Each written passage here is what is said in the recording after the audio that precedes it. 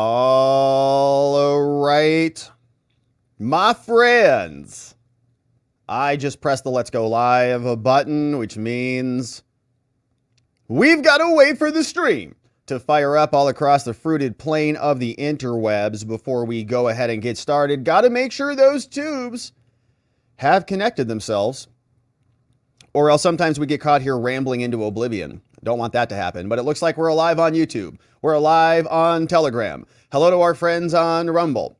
Over on the locals, are we alive and well? Looks like things are porting over. That is tremendous news. That means we can go ahead and get started. So let's do it, shall we? Hello, my friends, and welcome back to yet another episode of Watching the Watchers Live, the show that spotlights misconduct involving police, prosecutors, and politicians. My name is Robert Gouveia. I am a criminal defense attorney, and today we are talking about Alvin Bragg's prosecution. We have day 9 of the trial, and we are going to be spending our time going through two different items here that occurred today. One is Judge Juan Mercan's order holding Donald Trump, the former president, in contempt for daring to post some things on the internet, on True Social, that are directly related to this case, that are political in nature, that are responding to the evidence that's being brought against him in this corrupt kangaroo court. And Trump is now fined $9,000 and he's being threatened with jail. You do this again, buddy boy, Mr. President, I don't care who you are, you're going into the slammer, is the threat. Now, we'll see if that ultimately comes to fruition, but that is the threat. Trump came out, have a little bit of a clip from him from this morning before all this occurred. We do have the order from the judge. We have a couple of people who have logged all of the posts that Trump was ordered to remove by 2:15 this afternoon. Those posts are now gone, but we better make sure that we know what has been deleted. So we're going to take a look at them just so we never forget. And then we'll see what Michael Cohen is up to, because look at this freaking dorkball over here on TikTok. Oh my gosh. It's perfect for this dude. Okay. So he's showing up on TikTok now doing like heart, heart, honk, honk, quack, quack, moo, moo, whatever. I don't know what the hell goes on over there, but he is on TikTok, I think, collecting money for ranting about Trump. Okay, so Trump just got fined $9,000 and Cohen is TikToking away his life. And in many of these TikTok videos, he's castigating Trump, which seems a little bit inappropriate. So we'll go through that, see what the contempt order looks like from this judge. And then, of course, see what you have to say about it. I don't know what the heck is on his head. I think it's a devil or something. I don't know. All right. So what's going on? All right. Then we got trial activities. Stormy Daniels' lawyer and Karen McDougal's lawyer. Remember, we kind of associate Stormy Daniels with Michael Avenatti. Remember that guy who's in prison for a long time? Well, before Avenatti came onto the scene, Stormy and McDougal were both represented by the same attorney, and very conveniently, that same attorney brought very similar claims, and both of those claims were against the same person. Of course, that was Donald Trump. And so we're going to go into this trial, day 9, courtesy of Matthew Russell Lee reporting. Inner City Press is his X account, and all of his links are in our descriptions where we have descriptions. But we had 3 people on the stand today: Gary Farrow, Michael Cohen's banker. We had a bunch of people who were authenticating Trump statements. So some C-SPAN people, I believe, some deposition, audio recorder people were there. And so we'll fly through those. But then the new witness on the day is Keith Davidson. It looks like this guy right here. We have a little bit of concern about how this chain of command went. The thesis is Keith Davidson brought the claims to Pecker, and then Pecker brought it to Cohen to resolve the claims.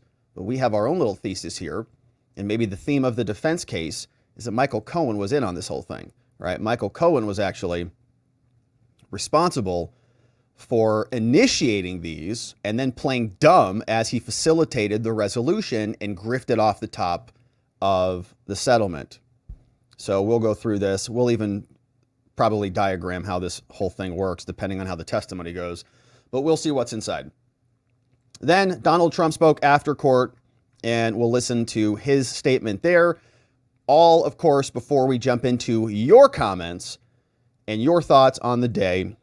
And that will happen after the program. Of course, we'll ask you to join us over at watchingthewatchers.locals.com, where we have our members-only community. We'd love to have you. We do streams in the morning. I already had a great live stream this morning talking about what's happening on the college campuses. And, of course, that's a little bit spicy situation there. So come and join us. We have great streams, great community. Talk about a lot of other things that we can't get to here. A little bit more casual. And it's a fun way to interact and start the days off. watchingthewatchers.locals.com. We also have robertgovea.com. If you want to download any PDFs, go to the merch store, access the show calendar so you can see what's coming up. If you want to get the daily newsletter delivered to your inbox, robertgovea.com is where you go for that. And watcherlodge.com is our sovereignty and self-development community. Our garden is going very nicely over there, although my seedlings are quite leggy. We're going to have to fix that and work on that this weekend. But we have, of course, our Sovereignty Saturdays every Saturday. Come join us. They're a ton of fun. We talk about how the world is melting down and how not to be melting down with it. We also then talk about what is coming up. Today is the last day. If you wanted to sign up for that business event that I will be going to, it is the Speakeasy Mastermind. Information's at watcherlodge.com. You can follow all the links over there. Today's the last day of the early bird deal, so if you're not interested in that, don't worry about it. But if you are, that's over after today. And then you can only just focus on the Watcher Meetup. We're meeting in Vegas, June 29th, 2024. That's this year, baby. Election year at Trump International Hotel in Las Vegas. Because why not? Where else would we go? It's election season. So we should go and hang out at Trump Tower and, patronize this man for all the things that he is doing. All right. Be patrons. Okay. Not patronizing. All right. So let's see. Let's get to it. You know where to find us. All the links are in the descriptions, and we appreciate you supporting us any which way. Come check us out. We'd love to see you. All right. Now let's get into it because we got business to attend to. Donald Trump's been held in contempt by a Democrat judge. Go figure. The same guy whose daughter raised almost $100 million for Democrats and other people like Joe Biden, Adam Schiff, Kamala, and others, has decided that Donald Trump posted some illegal truths on the interwebs. And Trump, of course, was responding to the kangaroo evidence in this case, in this courtroom, where they're trying to concoct a crime to prosecute ancient charges that don't even fit nicely into any automatic statute that would initiate charges here, right? It's all being assembled with duct tape.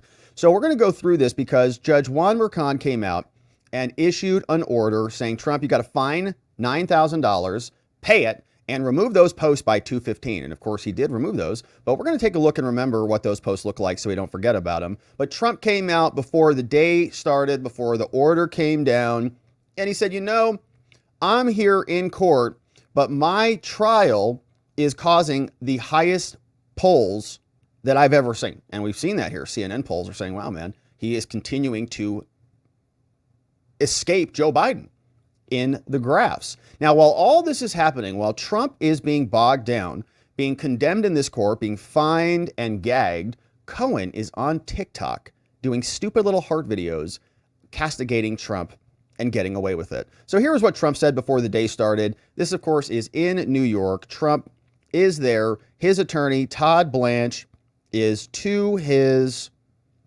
left. And let's see what's going on here because this screen just seems like it just got discombobulated here. There it is. Here is Trump. Hoax is indeed, it is indeed a hoax. The whole thing is a hoax. All of them are hoaxes, including the civil cases.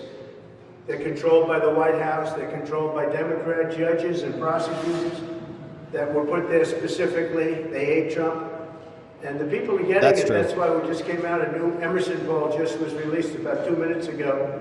And I'm leading by a lot in every swing state and leading in the general election. And you saw the CNN poll. I'm sure they aren't too happy with it, but the CNN poll was fantastic.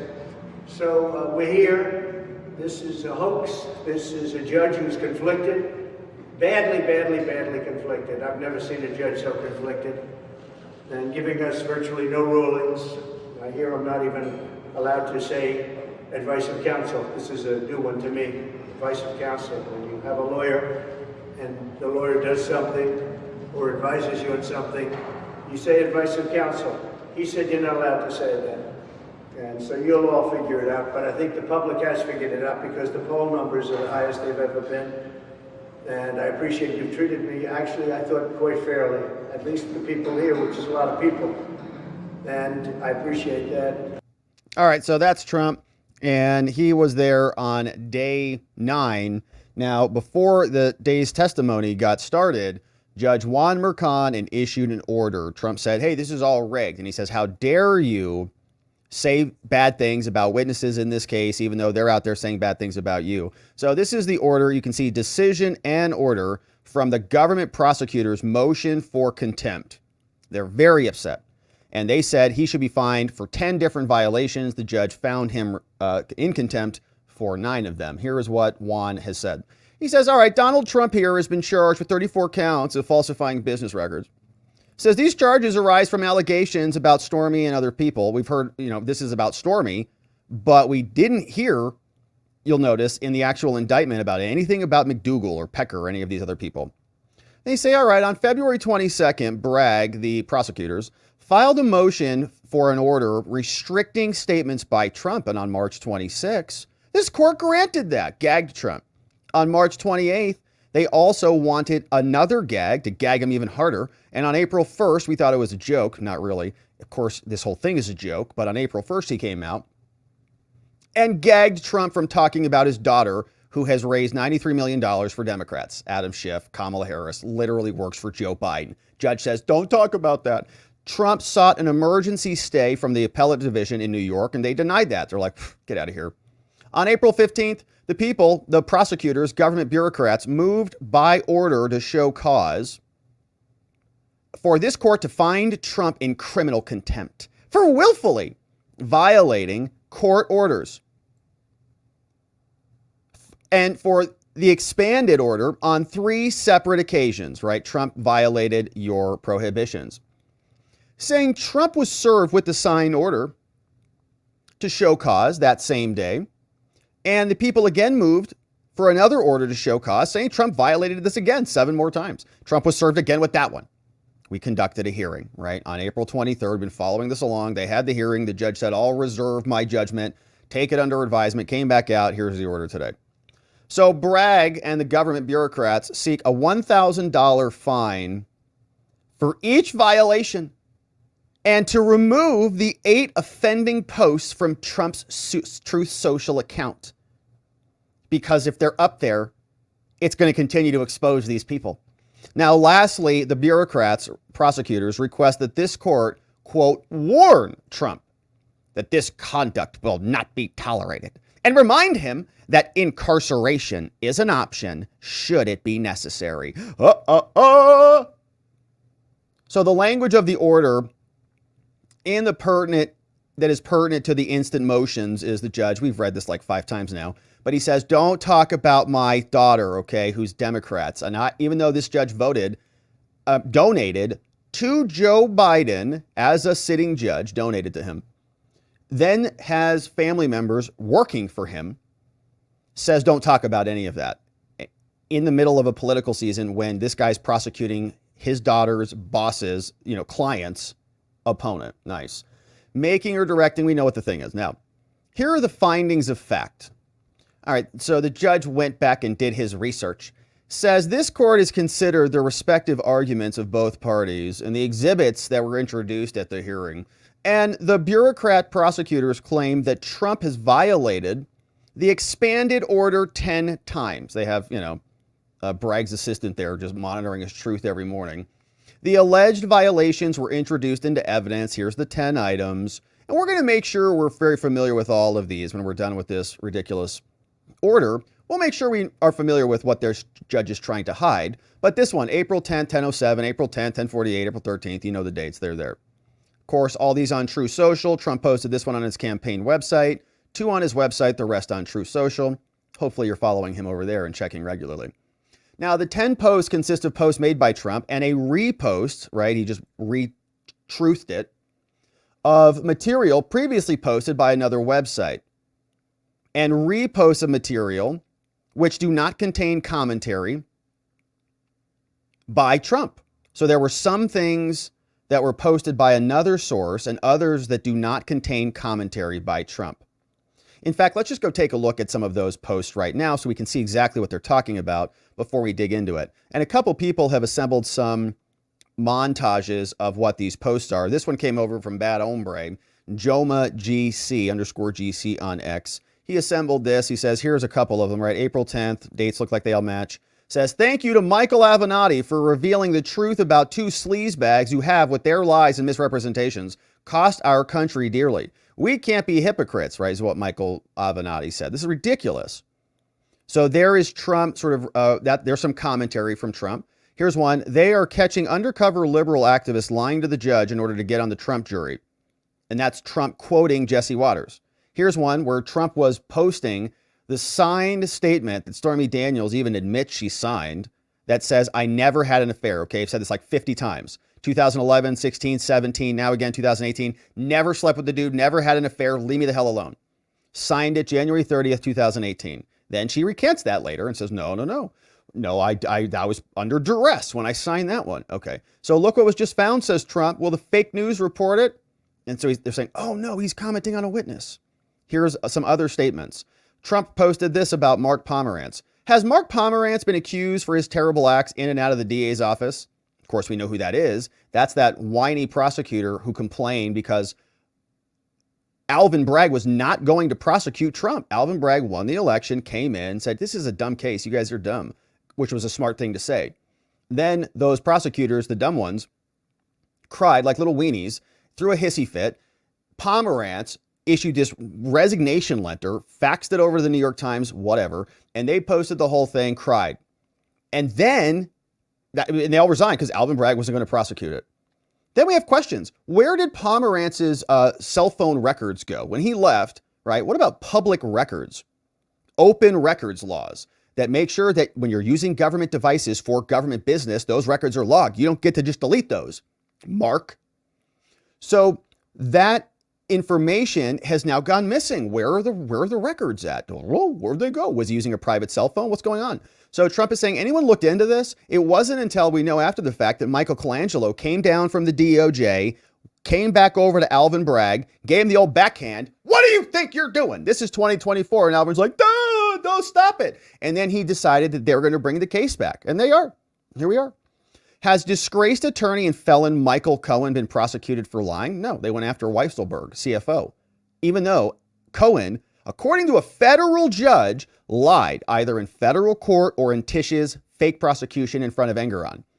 Only Trump people get prosecuted by this judge and these thugs. A dark day for our country, indeed. Trump also reposted this story about campaign finance crimes, Michael Cohen being a piece of work liar. Here's another one from Trump, from a New York Post, saying Cohen's a serial perjurer and so on. And here's another, right? Here's the actual story. So that is a smattering of what some of the stories look like. And I do believe that our friend Viva, Viva, and where to find him, I think that he has also confirmed this. Let me see if there was another montage that somebody shared on his timeline. And so let me just confirm this. I saw this as I was sitting down. In fact, here it is 1 hour ago. Viva says, I verified each of these images and ensured that they correspond to the exhibit. So now I can share this montage. And so this is another one that came over from Little Cat. Shout out to Cleric Susan, who looks like, doing some great work over there. So we see that Viva also confirms, here are the 9 posts. Looks like we got most of those. And let's just confirm, see what else is in there. But yeah, so several of these, it looks like Trump was just quoting. Okay, here's a couple, 912, 958. Trump was just quoting and reposting quotes from the original article, right? So these 3 looks like Team Trump, different times, but essentially the same thing. So these are almost like copy and pastes. Looks like it might even be the same article, just posted at 2 separate times. One at 9:12, one at 10:26. So we saw that one, the Stormy thing, the Pomerantz comment, the Jesse Waters clip. So we got all 9 of them now. And you can see, just for posterity's sake, that's what Trump has been hit with and gagged for. So Those are the posts. Now we go back to the order. He says Trump does not dispute that he either posted or reposted all of the 10 posts in question.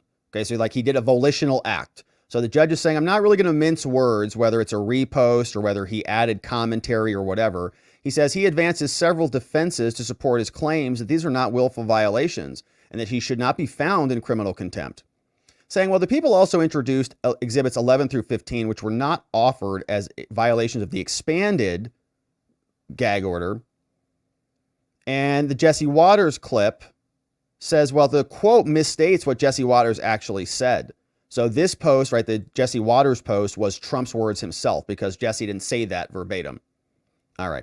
So he says Trump's defense argues that reposting another's post doesn't violate this because they're not my words. They're someone else's words. I didn't say it. They said it. I just reposted it. That he believed reposting was permissible because the people in the court did not move to expand this and come after the repost until later. And that he did not willfully violate the expanded order because the posts are protected political speech made in response to attacks by Cohen and Stormy, right? Cohen is doing his TikTok, quack, quack routine, whatever over there. And Stormy Daniels is releasing documentaries on Peacock. So here's a conclusion. They say, all right, Judge Merchan writing says, look, the judiciary law authorizes the court to find contempt if their disobedience is willful and they're violating a court mandate. Why? We have to protect the dignity, which is laughable, of the judicial system and compel respect for its mandates. There's no dignity in this court. Now, criminal contempt requires a showing of willfulness on the part of contemptor, which must be proven beyond a reasonable doubt. And thus, for the court to make a finding of criminal contempt, the moving party must establish the following: the existence of a lawful order, of an unequivocal mandate, a violation of the order made with knowledge and willful intention. And a party may not challenge a court's order by violating it. And so a party may be held in contempt for violating an order found to be unlawful. And an adjudication of the contempt occurs at a plenary hearing with due process of law, including notice, written charges, assistance of counsel, compulsory process, and all these things. This hearing was already conducted on April 23rd. So you basically had your trial. You have everything that you need. We gave you due process. You had notice of the charges. And so I'm basically allowed to find you guilty of this if I can check off these 3 boxes. 1, lawful order. You knowingly and willfully did it. And there was an actual violation, right? So you did it knowingly with a violation. So they say this court, Judge Juan Merchan, who donated to Joe Biden, whose daughter works for Joe Biden, says this court rejects Trump's arguments. Shocking, I know. And finds that the people have established the elements of criminal contempt beyond a reasonable doubt as to exhibits 2 through 10. They say, by the way, at the hearing, the court gave Trump's defense counsel numerous opportunities to cite actual instances where Trump's posts were made in response to attacks by the witnesses. Now, aside from referencing a tweet in their papers, counsel was unable to direct the courts to any other attacks by the, quote, protected witnesses, Stormy and Cohen, which immediately preceded Trump's post. So they offered no exhibits at the hearing. So they're saying, well, Trump was responding to something. And he said, well, what? And they said, well, we don't really have anything specific, but he's responding to them. So this court's expanded order is lawful and it's unambiguous. He says, I've investigated my prior order. It's amazing. Absolutely lawful, very clear. Trump violated the order by making the post pertaining to these witnesses' participation in this kangaroo court by making public statements about jurors in the proceedings. Now, addressing first what has been referred to as reposts, they say these exhibits 1, 4, 5, 6, 7, 8, 9, this court finds that a repost, whether with or without commentary by Trump, is in fact a statement. So even if he doesn't add anything to it, he still says it.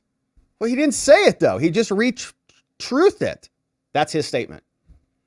Now, the issue of reposting appears to be a question of first impression. No one's decided this before. Is that actual speech? And can you attribute that to the person retruthing it? I don't know. We've never had that come up here. So lacking legal authority to guide its decision, I'll do whatever I want. He says this court must, as defense counsel stated, rely on common sense. So did he go ask a different judge or somebody who has a brain? I don't know.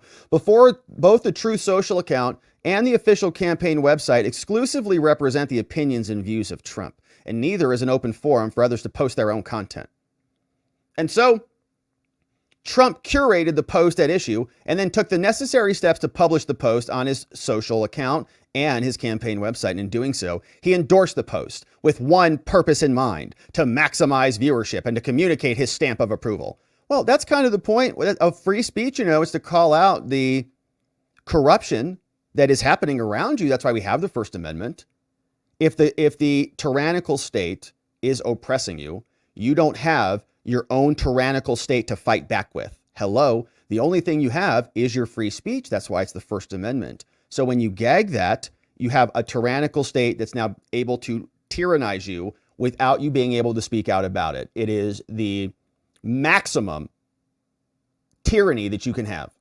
And this judge is now engaging in it. So Trump, that's exactly right? We want everybody to hear about what's happening here. We want everybody to realize Stormy Daniels signed a document saying she did not have an affair with this person, Donald Trump, multiple times. We'd love to know that. We'd love to know that Michael Cohen, who's going to be this case's star witness, is a serial perjurer, according to a federal judge, not Trump. Federal judge says he lied in New York like months ago in front of Enguerrand's face. And he said he was credible and he didn't care. So all of this is incredibly important, especially in the middle of an election year, especially when somebody is a political candidate who is being victimized by the state. The goal, of course, is to maximize viewership. Now, he says, indeed, Trump has posted about the reach of his platform when describing its value. Yeah, that's right. More importantly, he has free speech. Thank God. Otherwise, could you imagine if they're doing this to someone else, like, a J6er who doesn't have the same megaphone? More importantly, True Social is the primary way Trump said I get the word out, which is the way I get people to hear what I have to say. According to experts, more than anyone in the world. I got 7 million followers over there, baby, is what he says. And when I put it out, it spreads all over the place. Everybody seems to get what I have to say quickly, says Trump. So he's like, yeah, it is effective. A lot of people do use it. So he says, therefore, there can be no doubt that whatsoever that Trump's intent and purpose when reposting this is to communicate to his audience that he endorses and adopts the posted statement as his own. So it's an endorsement. He says, well, it's counterintuitive and indeed absurd, says this judge, to read the expanded order to not prescribe statements that he selected and published to maximize exposure. Now, this is not to say that a repost will always be deemed a statement of the reposter, as the context is directly relevant, however, here under unique facts and circumstances of this case, because it's Trump and they can do whatever they want because it's Trump. The only credible finding is that the reposts are statements of Trump, and so therefore they're in violation of my order. Now, turning next to Trump's post where he says he's quoting Jesse Waters, this is not a repost, but rather this is Trump's own words. Mr. Waters uttered a statement which Trump altered, placed in quotes, and attributed to him. Now, the purpose being to call into question the legitimacy of the jury selection process in this case. This constitutes a clear expansion of the violated order and clear violation of the expanded order and requires no further analysis. Now, Trump next argues, they say, Juan Mercan, that the statements contained in all of the exhibits were all made in response to political attacks. Well, while the expanded order does permit Trump to respond to political attacks, just saying everything is a political attack does not make them so. And although Trump did not produce any exhibits at the hearing, he did refer to two postings contained in his opposition papers. They included a post by Cohen on April 9th, where he comments on those who support Trump for the presidency, and a second post by Cohen on April 10th, referencing Avenatti's likelihood of getting a pardon from Trump. Now, while it remains unclear whether Exhibit 1 is, in fact, a response to these two posts, the tenuous correlation is sufficient to give this court pause as to whether they've met their burden to this exhibit. So they're saying, okay, Exhibit 1 may have been a response to those, so maybe. However, that cannot be said of the other remaining exhibits, which attack the credibility of arguably two of the more high-profile witnesses in this case. Yeah, who are running their mouths. Stormy did a whole documentary, released it on Peacock, timed to coincide with this trial starting. So to allow such attacks upon protected witnesses with blanket assertions that they are all responses to political attacks would be an exception that swallowed the rule. The expanded order does not contain that exception. It's weird how everything Trump says can be a blanket attack on the administration of justice, okay? Trump posts something, it's automatically an attack. But when they do it, it's not. So Trump doesn't get the same response power that they get. Now, at the same time, the court is keenly aware of and protective of, oh gosh, get ready to gag your own guts out. They say this court is keenly aware of and protective of Trump's First Amendment rights. Yeah, right. Particularly given his candidacy for the office of the President of the United States. This judge is hysterical. I mean, he can't be this dense, right? Like, he's trolling, right? He's trolling, right? Like, that's a troll, clearly. He doesn't actually believe that. He's just trolling all of us. Right? Does he actually believe this? Like, does he go back there and he's like, well, I had a difficult day, honey. How was your day? Difficult day. I had to balance the First Amendment rights of the president. Yeah, right. He says it's critically important that Trump's legitimate free speech rights not be curtailed, that he be able to fully campaign for the office. Oh, he's trolling for sure. He's trolling for the office which he seeks, and that he be able to respond to and defend himself against political attacks. 100% in your face. This dude is waving it around in our faces. For that reason, this court exercised discretion when it crafted the expanded gag order, delaying it until the eve of trial. Hilarious. This dude has locked him down for 6 weeks. He can't campaign. He can't even get out of there on Fridays. Give me a break. There is no campaigning. And every time he goes out and speaks to the media, they say he violated a gag order again. So he cannot respond to the political attacks at all. This is a joke. This dude is trolling big time. Says the order is narrowly tailored to prevent the risk to there it is, fair administration of justice, which is the same stupid platitude as, saving American democracy. We have to protect democracy. Fair administration of justice is meaningless. And it clearly and unambiguously identifies the limited ways in which Trump's speech is restricted, saying it's of the utmost importance to this court that the expanded order not be used as a sword instead of a shield by potential witnesses, right? So Trump can't read this order and then say, aha, I can do this thing, and then go start wagging that around. Consideration of that usage will be weighed by this court when ruling for the willfulness of any future claims, as well as determining when an appropriate punishment, if any. In fact, the court may very well consider the propriety of continuing the limitation on extrajudicial speech as it relates to certain individuals. And as this court observed in the expanded gag order, it's our fundamental responsibility to protect the integrity of the criminal process. Now, the underlying purpose of the restriction on extrajudicial statements is to protect, here it is, the integrity of these proceedings, shielding those fearful of reprisal by Trump so that they don't take part in these proceedings. Now, if a protected order party turns this order on the head, it becomes apparent that the protected party likely does not need to be protected by the expanded order. So the court's cognizant that Trump has made, through various motions he's filed, numerous references to Michael Cohen, Stormy, and others. Nonetheless, the court finds it is not yet necessary to modify the terms of the expanded gag orders here. And so the court finds Trump in criminal contempt for willfully disobeying a lawful mandate of this court in violation of New York law on 9 separate occasions, saying criminal contempt is punishable by a fine not exceeding $1,000, by jail not exceeding 30 days, or by both in the discretion of this court.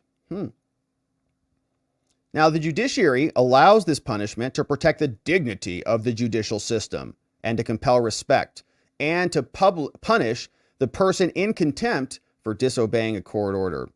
However, the judiciary law does not vest the court with authority to craft an appropriate punishment when a $1,000 fine will not achieve the intended purpose. So I'm sort of limited. Although I think it says you can jail them, so it kind of does. Now, while $1,000 may suffice in most instances to protect the dignity of the judicial system and to compel respect for its mandates and to punish the offender, it unfortunately will not achieve the desired results in those instances where the contemnor can easily afford such a fine like Trump's, like tip money, man. All right, here you go, Mercon. Now, in those circumstances, it would be preferable if the court could impose a fine more commensurate with the wealth of Trump. And in some cases, that might be $2,500, but in other cases, it might be a fine of $150,000. But because this court is not cloaked with such discretion, it must therefore consider whether in some instances, jail may be a necessary punishment. And therefore, Trump is hereby warned that this corrupt court will not tolerate continued willful violations of its lawful orders, and that if necessary and appropriate under the circumstances, it will impose incarceratory punishment. And it's hereby ordered that Trump pay a $1,000 fine for the 9 violations by close of business on Friday. Also further ordered that those 7 offending posts from the True Social accounts and the 2 posts from the website be removed by Tuesday at 2:15 p.m. And of course, that was done. So Judge Juan Merchan, the Democrat who donated to Joe Biden, whose daughter works for Joe Biden and Kamala and Adam Schiff and a bunch of other anti-Trumpers, signs this penalizing Trump for responding to 2 witnesses who are allowed to run their mouths. And of course, they are doing that. In fact, here's what Michael Cohen is saying and doing all over the place. This story comes over from ABC. Says Cohen is cashing in on the Trump trial. He's doing these TikTok live streams like that milkshake girl, and it could be a problem. And they tell us that after Trump spent the day in a courtroom in downtown Manhattan last Tuesday, one of the star witnesses in the hush money case went live on social media.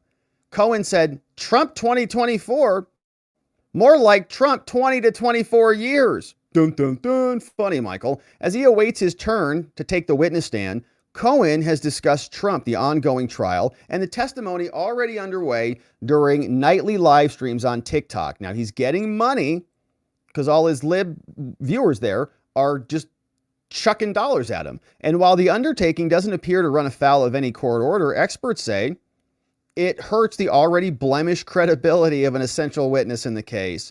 ABC News contributor said, I'd be furious. As a prosecutor, the last thing you want your witness to do is talk about the case in a forum other than the courtroom. Another defense attorney who worked for the DA's office says, yeah, I have no doubt that Trump's team is scrutinizing and listening and watching whatever they can. And they're going to weaponize it in court of law, tear down his credibility. If I'm in the prosecution, I'm in the phone right now saying, stop what you're doing right now. I can't make you, but stop for your own sake. It's going to get worse for you in that courtroom, and you are compromising the case. Look at this guy. Yeah, I don't know what that is. That's a heart on a cloud. A heart on a cloud, I'm pretty sure. And so he's getting, you know, the roses. He's getting the electrical things. He's getting hearts, and he's putting the face masks on. And eventually he said he's going to stop doing this. And he said, I'm washing my hands of him until I'm face to face. So somebody did call him. He said, see you in a month or more. He posted on X that he's off. Okay. He says, I'm not being on X anymore. But it was a move that prosecutors were pleased with. But then just a few hours later, Cohen went on TikTok. He said, I'm getting off X. He went on TikTok. He went live with thousands of viewers, was briefly talking about Trump and the trial with Rosie O'Donnell. And he said, we as a nation will stand up to Trump and the indictments will follow through and he's going to be held accountable. Now, the DA's office for Manhattan hasn't paid much or hasn't responded. The live stream on this Thursday last week was a lot less focused on Trump. But the dude's obviously got a problem, right? The dude has a problem. He can't stop. He needs this attention. He needs to be the center of it. And he can't stop. So they're going to beat him up over the head with that. And maybe he'll go on TikTok and talk about how his testimony goes when it is his time to take the stand. Now, we're going to be here continuing to cover all this, my friends. Thank you for subscribing and liking this video. Thank you for joining us over at watchingthewatchers.locals.com, our members only community where we do live streams in the morning, 6 days a week, including on Saturdays. We'd love to have you come join us. We talk about a lot of other stuff that we can't get into here, and we go deeper on these topics as well. So come and join us, watchingthewatchers.locals.com. We'll see you over there and back here on the next one. All right, now we're not done yet. We've got day 9 trial to get into, and so let's just jump into it, shall we? Stormy Daniels' lawyer testifies in trial, day 9, Bragg's prosecution in New York. And it wasn't just Stormy's lawyer. This guy also represented Karen McDougal. Both of those women came at Donald Trump with claims, and there's questions about how this all got started and how it made its way, these claims, to David Pecker before Pecker allegedly gave it to Cohen, and then Cohen brought it to Trump. But some of us have some theories maybe, that maybe Cohen was facilitating some of these interactions, given the fact that we heard that Cohen and Keith Davidson may have known each other before these claims were brought in the first place. So some interesting connections afoot. But in trial, day 9, brought to us by Inner City Press, Matthew Russell Lee reporting, all of his links in the description below. Be sure you're supporting him and following him. We also had, before we get to Davidson, we had Gary Farrow, Michael Cohen's banker, and some other people who are authenticating some business records before we'll see what Trump said at the conclusion of the day. And so we know who's coming up. We know who Gary Farrow is, Michael Cohen's banker. Let's jump over to Inner City Press, Matthew Russell Lee reporting. And he has a great book on this on Amazon. Make sure you are following him. His X has been retruthed here as we get started. Matthew Russell Lee reporting tells us, trial day 9 is in session. Trump has arrived in the courtroom. Looking sharp, blue suit, red tie. Photographers come in, they're taking photos. Trump leans to the right, whispers in Todd Blanche's ear. Door bursts open. Clerk says, all rise. Please be seated. Judge Merchan is on the bench now. Before the jury is brought in, we have a couple preliminary matters. He says, Mr. Blanche, Trump's defense team, which days had you requested off for the high school graduation? He says. Good morning, Your Honor. May 17th and June 3rd. Remember, we had 2 graduation dates, one for Barron Trump, one for one of the lawyer's kids. The judge says May 17th and June 3rd, huh? All right. Well, Merchan says, we finished jury selection so quickly. I think Mr. Trump can attend the graduation on May 17th. So he gets to go see Barron graduate. Isn't that nice? Thanks, Judge. But on the June 3rd date, we're not sure if the jury is going to be deliberating on that one. So I'll decide on that later. That will depend. But we'll come back on that one. So Trump gets to go to the high school graduation. Good. And I think he was kind of locked in on that one. He was getting really criticized and ridiculed for that from a lot of people. So it was the right ruling. Now, he says, I will now rule on contempt. And we read through that entire filing in a prior segment. So if you missed that, please check that one out. But he says, on the 10 incidents, the people have met their burden on all incident but one. And hereby, I order Donald Trump is now fined $1,000 for each. 2 through 3 and 4 through 10. Is that understood? Okay, thank you, Your Honor. Of course, we read through that previously. If there's nothing further, the judge says, bring in the jury. Jury comes in, everybody stands and sits back down. Okay, they're seated. And we continue. Now, Mr. Farrow, who is Michael Cohen's banker, is back on the stand. Last week, we left off with him. Prosecutor had just called him up. He's been sworn in. Remember, you're under oath. Okay. Says, Mr. Farrow, Cohen's banker, and he talked about how Cohen would come in. Remember last week, he would say, Cohen would come in and need to form new LLCs, like immediately, or form new bank accounts. He'd form new LLCs, get new bank accounts that happen immediately. Everything's urgent, he'd say. Okay, relax. So he's showing him some documents. He says, I want to focus on this document. It's called First Republic. You see this? What is this? He said, oh, that's a signature card. It's for Essential Consultants, LLC. Yeah. And who are the signers on this document? He looks at it and says, only Michael Cohen. And what are these documents, Mr. Farrow? So that's the tax ID number that you get from the IRS. And where does it say this LLC was formed? He says, probably Delaware. Most LLC I deals with are formed there. Maybe Delaware. And this EIN, what is it? He says, EIN, it's like a social security number, but for a business. It's how we identify businesses. And why did it take hours to open up this account? Like, why did it take so long to open it? He says, well, Michael Cohen is not our only customer. There are other things that take precedent. Mike, you can't just run in here and come get it done. So it takes a while. Did Mr. Cohen say that it would be used when he was creating this business account to make a contribution on behalf of political candidates? He says, no. And if you've ever set up a business account, they ask you all those questions. Are you going to be doing any gambling on here? What kind of business are you doing? What kind of videos are you making, Rob? All right, relax. Okay, it's a YouTube channel. Okay, relax. So they set it up, right? They want to make sure you're not screwing around with federal law. But did Mr. Cohen tell you that this was going to be used for politics? Farrow says no. Did any of the opening paperwork indicate that the account would be used to, pay an adult film star? He says, no, that's not an industry that we do work with, because this wasn't an adult industry bank account. He says, okay, So in other words, they were telling you, they didn't tell you what the purpose of this account was, is what he's hinting at. He says, Mr. Farrow, what's this? He says, that's a transfer from a home equity line of credit, probably Cohen's, to Essential Consultants, LLC.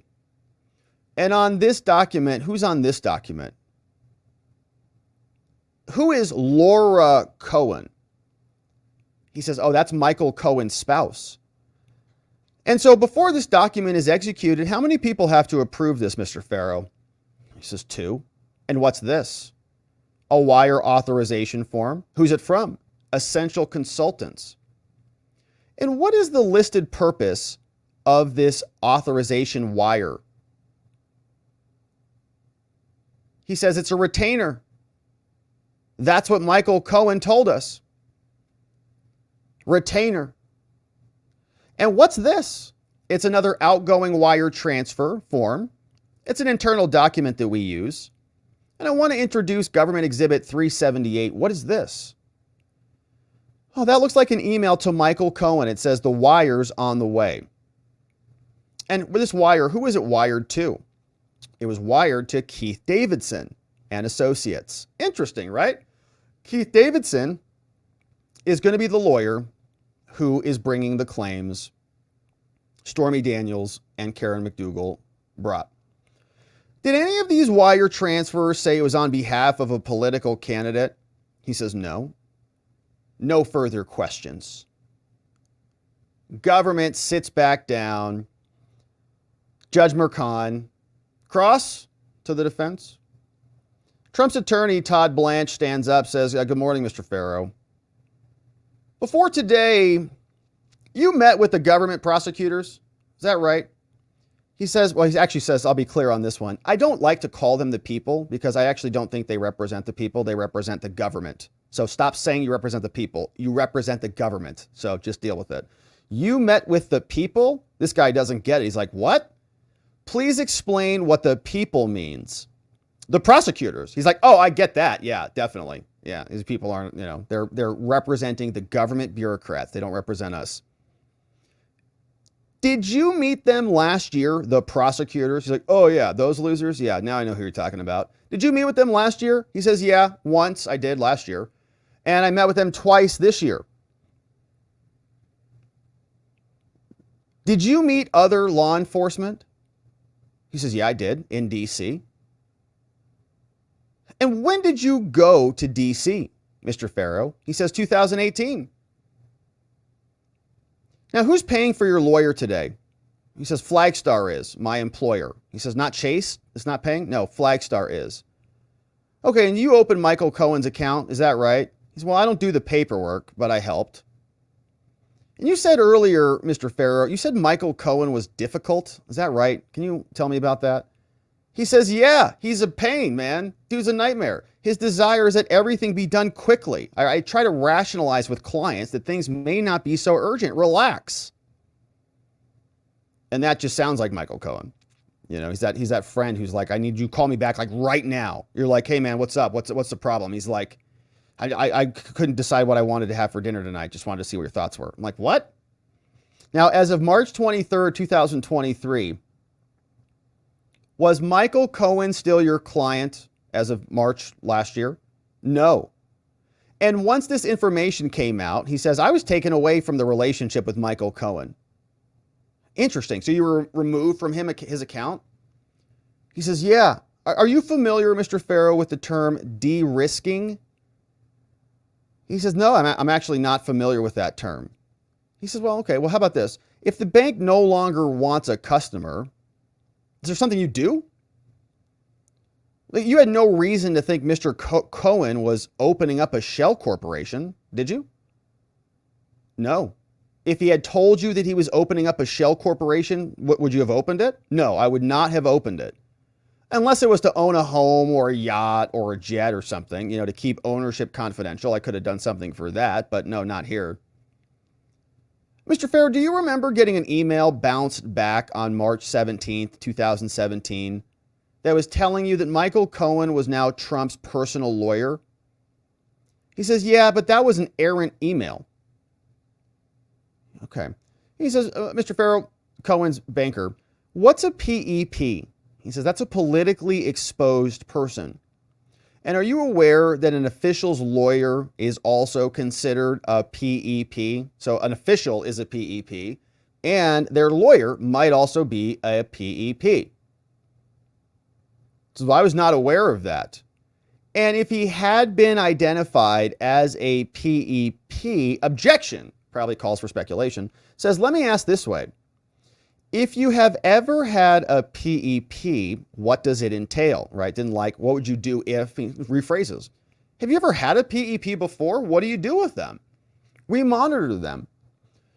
In September 2017, did Michael Cohen say he needed to speak with you? Farrow says, I don't remember. You never spoke with Michael Cohen about Donald Trump? No. And you never spoke with President Trump? No. No further questions. Okay. So Cohen went and did this on his own, never brought up Trump, never said he was doing anything on behalf of Trump. You never talked to Trump. Sounds like Cohen just did it on his own. Okay. No further questions. Any redirect. Prosecutor says, this is crazy. Why was Michael Cohen cut off from the banks? Says the prosecutor. Farrow says, not telling the truth. No further questions. All right, so even the prosecutor, who is about to call Michael Cohen, is now acknowledging that Michael Cohen is a liar, right? No further questions. Michael Cohen is dishonest. And the government's own witnesses are bringing that to our attention. Recross, Todd Blanche is back up.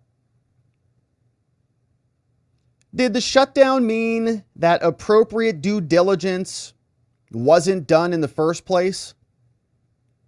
No, not necessarily. Maybe shutting Michael Cohen off later. Does it mean that you screwed up when this was formed, or you learned after? No, we could have learned after, right? We could have done our appropriate due diligence at the beginning and then cut it off later. No further questions from Todd. Judge Mercan says, all right, jurors, we're done with this witness. Let's take our morning recess. They leave. We got business to attend to while the jurors are on break. Government says, I'm handing up agreed redactions, Your Honor. The red ones are those that we still have a problem with, that are in dispute. In this one, in the midst of the negotiations around Stormy Daniels, Miss Rodriguez says shady stuff. And in this one, it says Daily Mail is afraid of Trump. Miss Rodriguez is not alleged to be a co-conspirator, unlike Dylan Howard, so they're not coming in for the truth of the matter asserted. Now, of these three, we can live without the first. And Trump's lawyer says they're talking about, it looks like some exhibits with some redactions on some documents. And Todd Blanche says, Your Honor, these items could confuse the jury. Shady stuff, even with a limiting instruction. and saying the Daily Mail is scared of Trump, that's all hearsay. That's our very strong belief. And he says, okay, stop. I'll rule after the break. I'll think about it. Anything else? Says, Your Honor, another prosecutor, yeah, with today's finding of contempt that you just issued out, we would intend to cross-examine Trump if he chooses to testify about that. We're ready for a Sandoval hearing. And he says, we haven't even read the hearing yet. We haven't even read the motion yet. He says, well, you can read it and then respond to it. You just issued the contempt order like 2 seconds ago. We haven't even read it yet. All right, you can read it and then you can respond. It says, we should be able to elicit evidence about Trump's, and remember, the Sandoval hearing, the Sandoval motion was about all of the prior bad acts. So remember the prior list that came out from Matthew Colangelo. I don't know if that's who this is speaking. Maybe it is. But Colangelo drafted a big litany of all of the Trump problems. You were held in contempt in Engerons, and Chutkin had to issue a gag order, and you did something bad in E. Jean Carroll's case, and you did this with Raffensperger, and they found that, okay, all of these things. He says, well, oh, great. You just held them in contempt. We'd like to add that to the list. We'd like to add that to the addendum so that if he is taking the stand, we get to cross-examine him and hit him with that. Oh, you were also just found in contempt, weren't you? Says we should be able to elicit evidence about Trump's online harassment of Cohen and Daniels, right in front of the jury. So isn't it true you're harassing them here today? Like you're harassing Michael Cohen? No wonder he's lying all over the place, because you're harassing him with your MAGA army. In light of the opening statements, Trump says, no, Your Honor, there should be a proffer, okay? We will cross-examine about bias. Sure. They say, no, it shows consciousness of guilt. They say, but Trump was speaking about Cohen's plea in Southern District of New York. Trump was never even charged there. So do you need a ruling on that? Prosecutor says by Thursday, that would all help us. So the judge says, okay, now it's our break. See you back here in a few minutes. We're back. Merchan comes back. He says, you know, I've been thinking about this over my pee break. And I said that the defense opened the door. And I think they have, but what are we going to use all this for? So I'll allow you to use it to rebut, for example, that they are not making as much money as people think. And so the government says, okay, so the ruling is then that People's Exhibit 171, Government's 171 is in, but it comes in with redactions. All right, we don't know what this exhibit is, so we're kind of talking blind here. But he says, okay, so it can come in with some redactions. So, okay, so it sounds like that's settled. Now, Merchan says also, here's another update. A juror wants to know if they can fly on May 24th before Memorial Day. Can they fly on that day? Did the parties agree? Yeah, they can fly, no problem. Judge says, okay, plan is we're not going to be working on May 17th nor May 24th. And so jury comes back in. All rise. Please be seated. Jury, okay, here's the deal. We're not working on May 17th. We got a graduation. And we're not working on May 24th. We have a conflict. And so just mark your calendars accordingly. We're ready to proceed. Mr. Prosecutor, government, please call your first witness. Government stands up, says, prosecutors call Dr. Robert X. Browning. Government says, all right, Dr. Browning, what is your job? He says, oh, well, I'm the archivist at C-SPAN. It's like, oh, okay, well, we watch a lot of C-SPAN here. Okay, why was C-SPAN subpoenaed by Manhattan? He says, yeah, we did. We got a subpoena. We turned over videos. And are you here? Can you recognize Donald Trump? He says, yeah. Do you have the North Carolina rally in October 2016 in your archives, Mr. Browning? Yes. Well, we offer that into evidence. Let's play it. So Trump's on the screen. He says, you know, it's a phony deal. I have no idea who these women are. They get some free fame. They get to file a claim, blah, blah, blah. Play the full video. Or a portion of it. Dr. Browning, is that a portion of the videos from your archives? Yes, it is. Great. Now, next exhibit. Trump's in front of a Trump-Pence sign. He says, these are all lies. Then he's in front of flags. Trump speaks on Michael Cohen. The guy's a liar. Are these all Trump? Okay, great. Okay, no further questions. So this guy basically is brought in to authenticate these videos, get the videos admitted as exhibits. They throw them in front of the juries. Any questions from the defense? No questions, Your Honor. Yeah, that's Trump. He said the things. Fine. Next, government calls someone else, Philip Thompson. This guy is a person who works for Esquire Deposition Solutions. He might have been the person who actually did the depo, transcribed it, the court reporter. He says, no, he's not the reporter. He's a custodian of the records. He says, okay, Philip Thompson, quick. You're a records custodian? Yeah, I'm here under subpoena. Did you turn over the transcript of the video from the Trump deposition in Carroll versus Trump? Again, right? See it? See how they snowball all these cases? They just got to crack a little bit in and they can leverage that, parlay that into other cases. So now, E. Jean Carroll, this deposition comes in a new criminal trial that's totally unrelated. There's no criminal, sexual assault charges here. There's nothing here about any of that. But they're just going to say Trump has this scandal, right? This scandalous conspiratorial behavior, even though there's not even a conspiracy charge in this case. It's 34 counts of false business entries, false business records. Prosecutor plays this clip. We know the clip. Prosecutor says, please read the transcript. He says, fine. He says, okay, Roberta Kaplan says, so this is great. So we're reading an excerpt of someone who is testifying and reading a transcript. This is like Inception law, Inception legal. Are you familiar with the Access Hollywood tape, says Roberta Kaplan. Trump says, yeah. Okay, no further questions. Access Hollywood tape, great. Todd Blanche, any questions from you, from the defense? No questions. All right, you may step down. Now, those two people who authenticated those videos are now done, and we get a new witness who is in.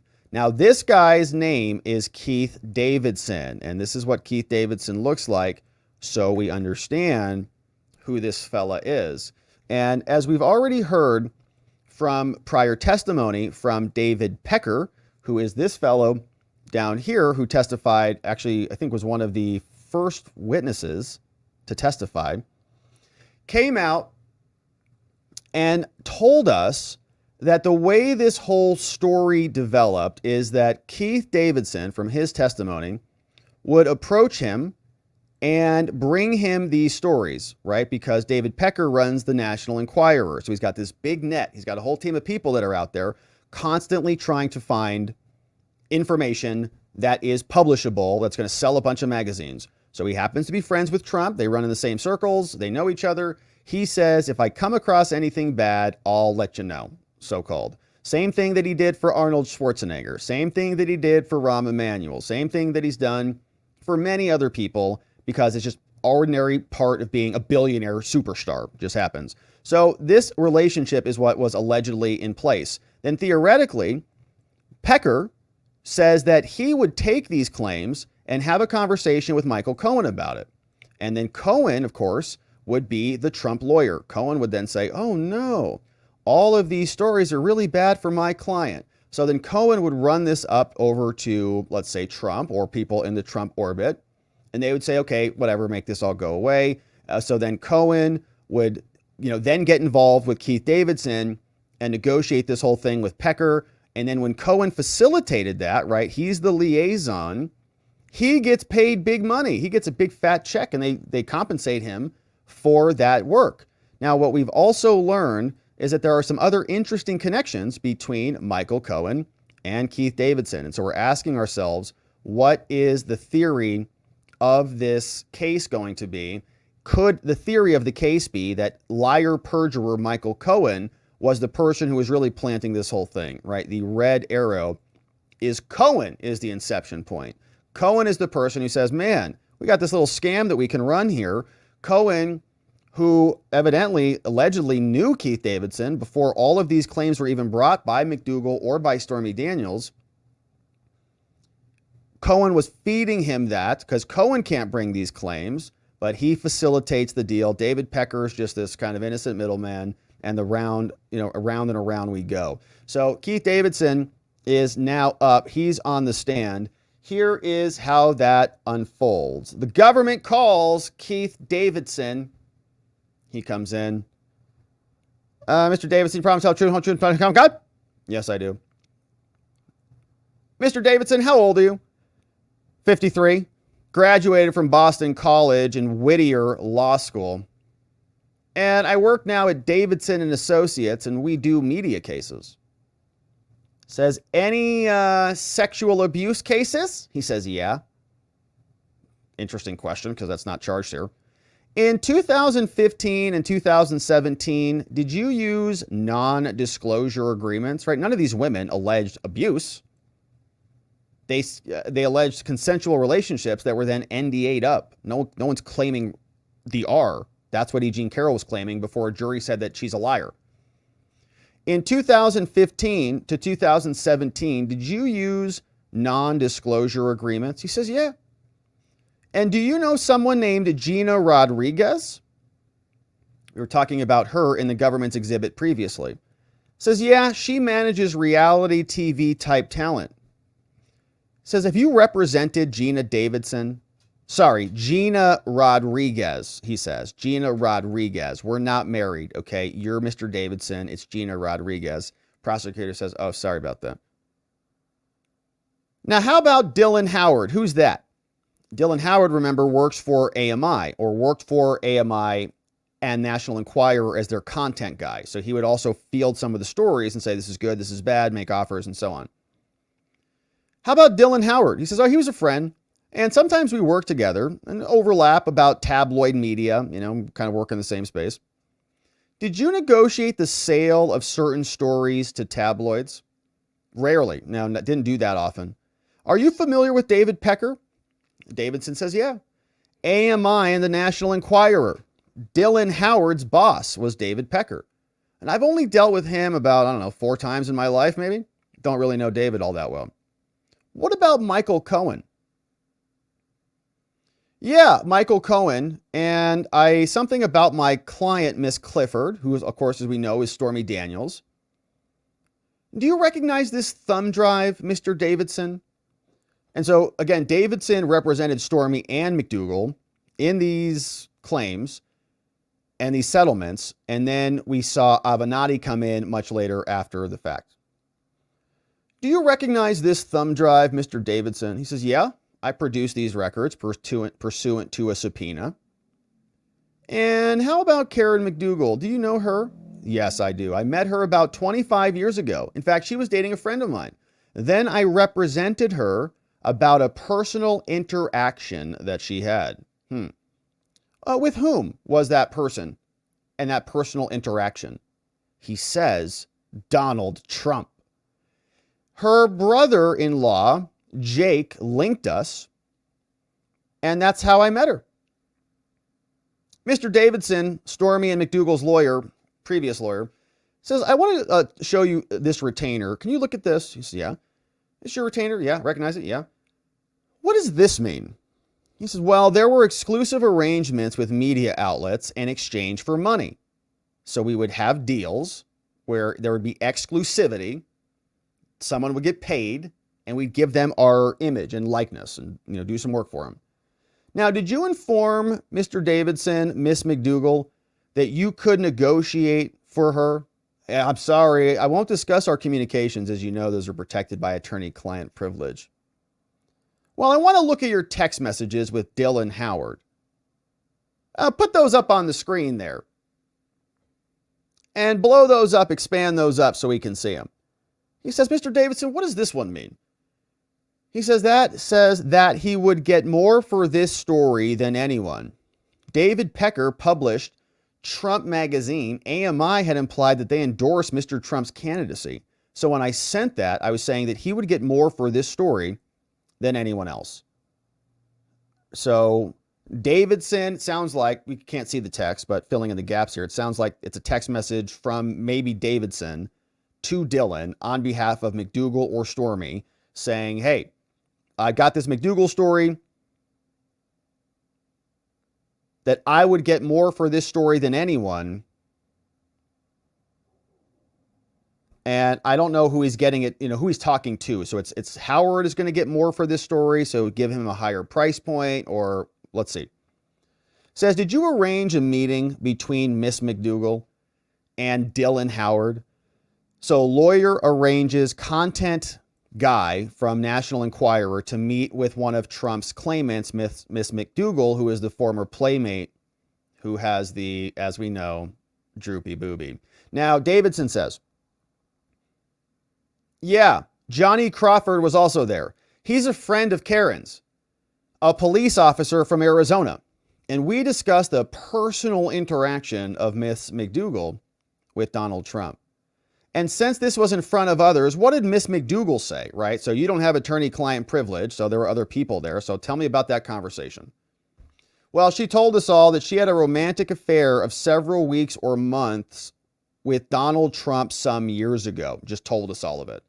And what was the purpose of this meeting? He says, well, it was sort of a proffer session, right? We showed up with this content guy. He's like, all right, well, I'm buying this story. So, like, is it a real story or not? What's the deal? You know, like, tell me about this relationship. Where was this? Okay. You know, some sort of a proffer session. So Dylan meets with McDougal. He says, all right, okay, let me see. He says, I'm going to run back to New York. Let me run it up the flagpole. Okay, who's the flagpole? Who would that person be? Says the prosecutor. He says, Pecker. So they went and talked to Pecker, but they did not buy it right away. They said Karen McDougal didn't have enough documentary evidence of this thing. Like, nah, she doesn't, this is all fake. What's she talking about?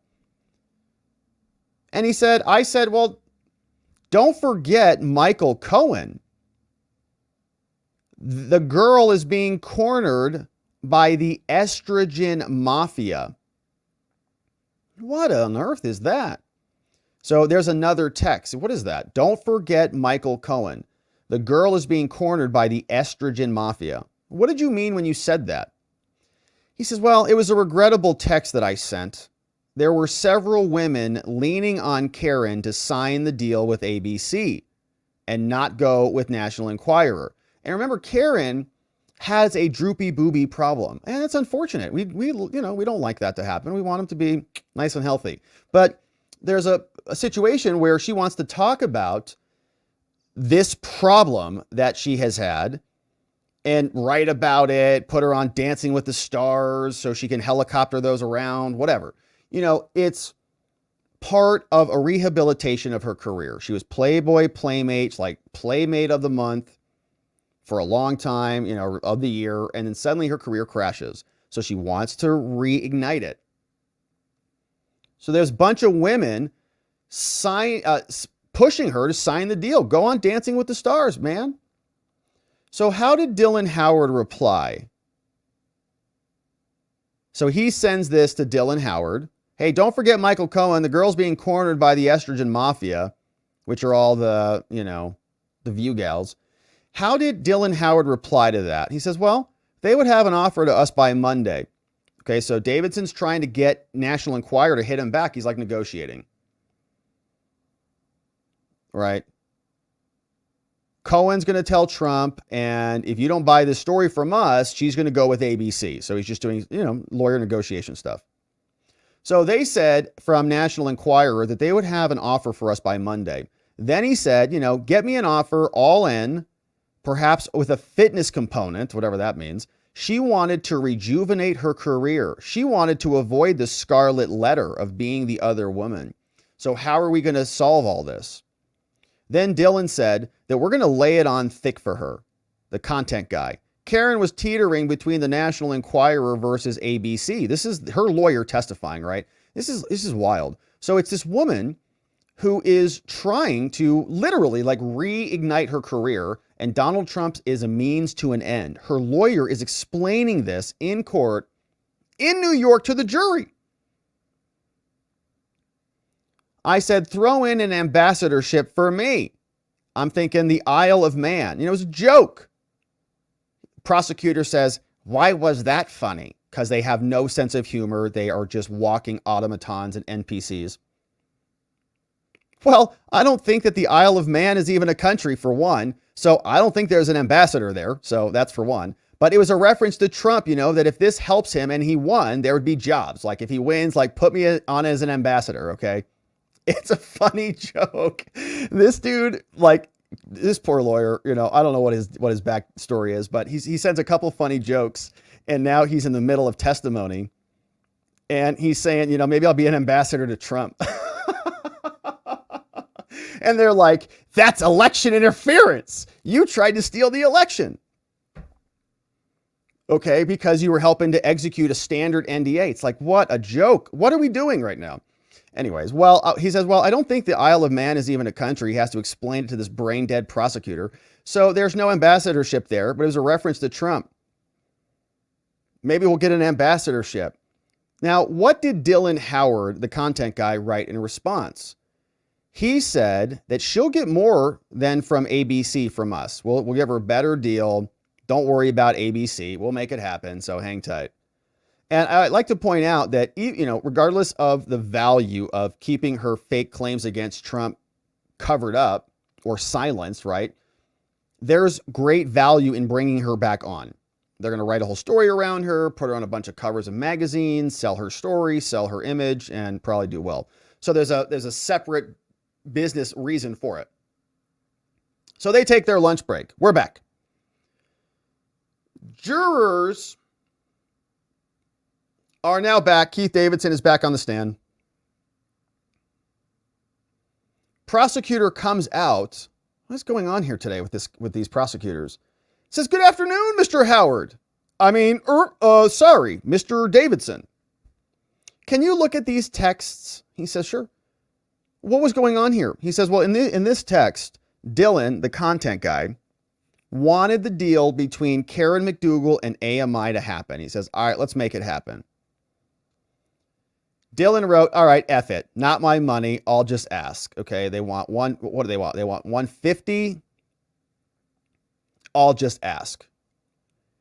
"Is the full F word written out in the text?" says the prosecutor. He says, "Yes, it was." And then he wrote that she was getting pressed by Rhonda Schwartz. Rhonda? Who's she? Oh, she worked for Brian Ross of ABC. Brian Ross. And Davidson says, and then AMI's general counsel, the lawyers for the National Enquirer and their team, sent me a contract that didn't jive with what had been negotiated with Dylan. So ABC's pressing her, give us your Trump story, right? Or whatever you've got. Negotiated with Dylan. So I get a look at this contract. I replied, I said, need to handle this quickly, okay? The general counsel wanted me to call Michael Cohen. Call Michael Cohen? He said, did you ask why they wanted you to call Cohen when this contract came over and the terms were different? He says, I don't remember. He said, I had dealt with Cohen in 2011 and I had not enjoyed it. So I was trying to avoid it. Didn't want to call that guy. Did Dylan say anything else? The content guy from National Enquirer says, effing Jesus. He says, it's okay. You're just quoting. Did you call Cohen? Yes. And after the deal was closed with AMI, I called Michael Cohen as a professional courtesy about a deal involving his client. Well, what client? Donald Trump. Was Cohen a named party? Or was Trump a named party? He says no, but it benefited him. And Cohen was pleased that I reached out to him. Prosecutor says, well, based on non-privileged communications to which you were privy, what married man benefited from this? What married man? Amazing. Donald Trump. Now, how much money did you get from this deal? Wow. 45% of the $150K? Woo. Or whatever they organize. It's a nice payday. Did you think AMI would ever publish this story? No. How come? Well, it was said that AMI would not want to hurt Karen's brand, but mostly there was an affinity between David Pecker and Trump. So, also not to hurt Trump. You mean Trump's campaign? Yes. Had ABC offered a role on Dancing with the Stars? He says, yeah, well, best efforts were discussed. Like maybe we could get her in there, maybe. And Mr. Davidson, do you know Stormy Daniels? He says, yes. She was also a client of mine, also managed by Gina Rodriguez, right? Another talent agency for reality TV. And I spoke with them in 2011 about the dirty.com, whatever that is. Sounds disgusting. Now, prosecutor says, well, what was that about? There was a blog post that Stormy Daniels and Donald Trump had an intimate interaction. And Gina, the talent manager, told me that some jerk had called and threatened to sue. Well, who was that? Who was that jerk? Donald Trump. And what was his accusation? I don't know. He was just screaming and threatening to sue. So I sent a cease and desist letter, and it was successful. Did there come a time when the interest in Stormy Daniels and the story increased? He says, yeah, Donald Trump's notoriety was growing. There was the Access Hollywood tape, that hot mic moment. It increased interest in Stormy Daniels' story. So I wrote, Trump is effed. Dylan replied, right? They're kind of like bros now talking, because this guy seemingly works in, national media stories as a lawyer, and Dylan is the content guy. So he says, after Access Hollywood leaks, he sends a text, Trump is effed. Not that effed. Dylan replied, wave the white flag, it's over, people. So these two guys have no faith. Now, and the next day, The Dirty republished the story. Dylan said, it could get worse. If Stormy made comments, the moral of the story was that Gina and Dylan came to terms. So content guy, they came to terms at 120 grand, but AMI would not go forward. So now Stormy comes out. It's like, oh, perfect. It's my time. She also wants to do the same thing that McDougal's doing. McDougal's like, I've got this great new thing going for me. Like, I'm going to get my boobs fixed. It's going to be great. Going to be on Dancing with the Stars, maybe. You never know. Stormy's like, great. I love to get my boobs fixed too. Great. And I love dancing. So who? Trump? Where? So then she comes, another 120 grand. AMI says, we're not doing this deal like that one. Dylan asked Gina, the talent manager, to call Cohen. But she says, no, I'm not calling Cohen. She asked me to call Cohen, and I didn't want to. Okay, so break that down. He says, bottom line, no one wanted to talk to Michael Cohen. Of course, man. No one does. That's why he's on TikTok doing hearts to weird kids on TikTok. Doing quack, quack, honk, honk videos. I don't even know. No one wanted to talk to Michael Cohen. Of course not, man. That makes total sense. So Gina said, look, we have this deal. It's going to be the easiest deal you've ever had in your life. He laughs apparently ruefully. He's like, yeah, right. It's going to be the easiest deal ever. My text messages are being read in criminal court now. Great. She said, all you have to do is take that a-hole, talk to that a-hole Michael Cohen. And $10,000 was tacked on for me. Oh my gosh, this is hysterical. So Cohen is such a piece of work. One phone call to Michael Cohen was worth $10,000 to deal with him. Isn't that crazy? This is like, the jury is hearing all of this. That's hysterical. Look, it's going to be the easiest deal you've ever had. Just talk to Cohen. And so they dropped on another 10 grand for me for that phone call. All right, I'll call him. I'll do it for $10,000. She's like, fine, I'll pay you $10,000. He's like, okay, fine. What's this? He says, it's my email to Cohen and my firm's wiring instructions. And so who are the parties? He says, here's the party. Stormy Daniels versus RCI. That was an LLC that Cohen told me he was going to use to pay for this deal. So as resolution consultants, there was somebody named Peggy Peterson and David Dennison. Now, these are fake names, right? These are names that the contracts are executed under so they don't have to use their real names of Stormy and Karen. Is David Dennison a real person? Yeah, he is. He was on my high school hockey team. Says Davidson. Well, how does he feel about you now? He's pretty angry about it. This Davidson character is hilarious, man. Oh, gosh. So he names Karen McDougal or Stormy Daniels NDA after his high school bro, hockey bro. Hey, dude, how you been? Hey, man, what do you do with my name? He's very angry about it. It's funny. Or maybe they weren't friends in the first place. He's like, that piece of crap checked me that one time, and I'm very unhappy about it. So he just names everybody as his high school bullies. I don't know. Davidson says, only the side letter agreement identified the parties, and only Michael Cohen kept a copy of the side letter agreement. Is that rare to do it this way? Yeah. So why did Michael Cohen do it this way? Maybe he was in a bind, moving money around. Maybe something's going on. I don't know. Is that rare? Yeah. Now, did you get paid by the deadline when all this was supposed to happen? He says, no. So I sent this email that you're looking at. Cohen told me that he couldn't send the money because of firewalls, whatever that is. And then that he says, my guy is in 4 to 5 states today. It was clear that Cohen didn't have the authority to spend any money. Finally, he said, I'll just do it myself. Do you think the money was from him? He says, not until the funding. Well, who do you think the money was coming from? Objection from Trump's team. Overruled. Speculation. Well, Donald Trump or some other corporate connection. So he's allowed to speculate. Now, so I wrote to all of them and said, all right, look, I'm out of this deal. Go in peace. I'm out. And how did Stormy Daniels react when you said, I'm done off this? So this guy just washed his hands of it. He's like, these people are whacked.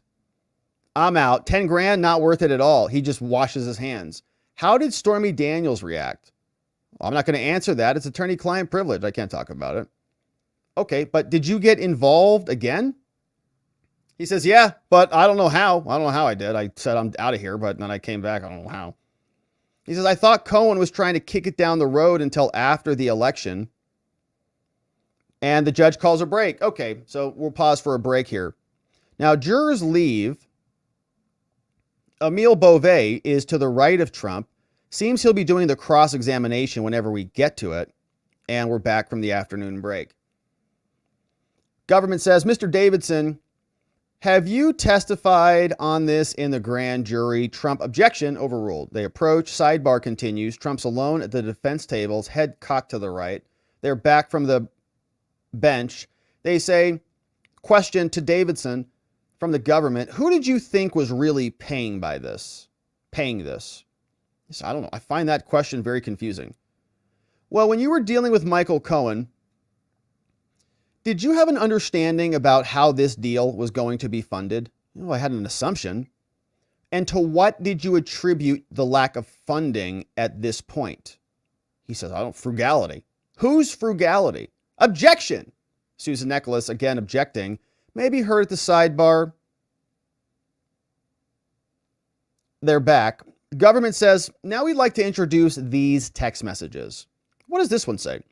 On that one, it says Dylan wrote, the AMI guy, says, I'm going to go see Pecker in 15 minutes. I'm going to ask him for an update on what we're doing on this. Did you respond? He says, yeah. I said, I'm waiting for a call any second. Let me know. From whom were you waiting for the call? I don't remember. Now, in sending this to Michael Cohen, what domain did you use to send this email? Gmail.com, my Gmail account. And what did you send? I sent him wiring instructions. He told me we're sending it. I said, I don't believe you. You're not sending anything. That he sent from trump.org, CCing his Gmail. All right. So we're always asking ourselves, what is the defense thesis of this case, right? If Trump is not behind this, well, is someone else behind it? Well, yeah, Michael Cohen is. So why is Michael Cohen doing all these strange things, CCing his Gmail, keeping a personal record of something that should be official for the Trump org, right? Now, this was 16 days after the agreement. Wire still had not come through. Then this email from First Republic came in, which he forwarded to me. Now, it meant nothing to me. He had my wiring instructions, but he didn't send any money, so I don't know why he sent that to me. Did you speak with him on the phone? Yeah, I did. And he was pants on fire. He was raging. And Michael Cohen was talking out of both ears, he says. Judge cuts this off, of course. We're going to break right here. And we're going to come back on Thursday. So right when this testimony is getting good, see how the judge is drawing the energy out of this? Cohen was pants on fire. Cohen's freaked out, you know. If I'm just speculating, I'm not saying Michael Cohen did this or his lawyers or anybody was helping doing this, but I'm speculating. Cohen needs money to be being moved around. He's moving money around, setting up LLCs. Feels like he's very, very panicked. Is he going to lose his job? What's going on?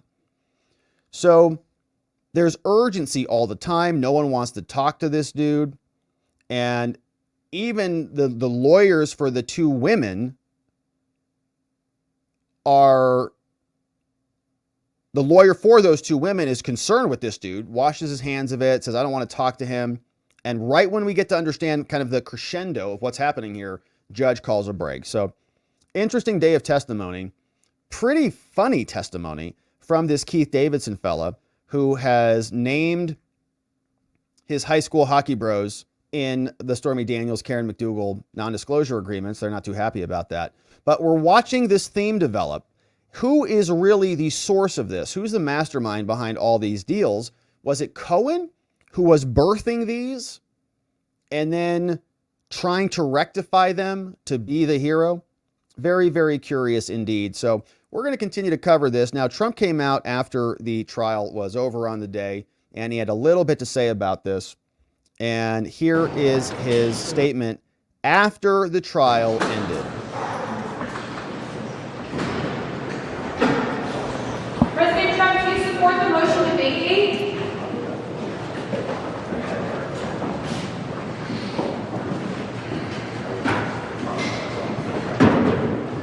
Okay, thank you very much. This gag order is not only unique, it's totally unconstitutional. I'm the Republican candidate for President of the United States. I received this honor in record time. Nobody's ever gone faster. It's never happened. Nobody's ever got the numbers that we got. And I'm sitting in a courthouse all day long listening to this stuff. And everybody knows, as far as everybody is concerned, if you read the great legal scholars and experts, everybody said this is a trial that is nonsense. It should have never been brought. That's showing loud and clear.